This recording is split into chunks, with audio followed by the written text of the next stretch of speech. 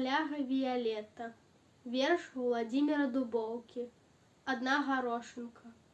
Можа, правда, можа, не. У далёкай стране між людьми быў добры лад. Там жылі, як з братам брат. Ані сварак, ані кпін, а ніякіх калатнін не бывала ў іх здаўна. Адным словам, сябрына.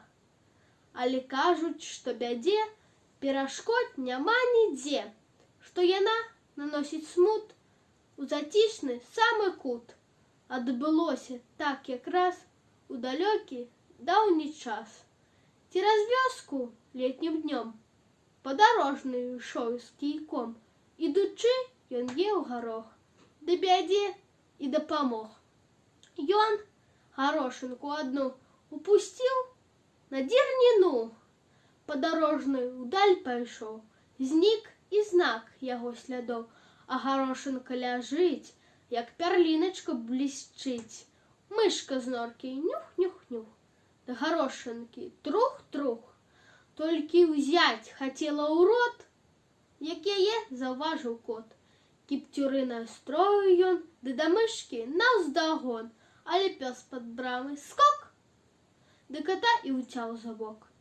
Кот замяўкаў, пёс гар-гар, а каціны гаспадар пса суседскага таго і пагладзіў батагом. Пёс завыў, заікатаў, ды забыўся пра кота.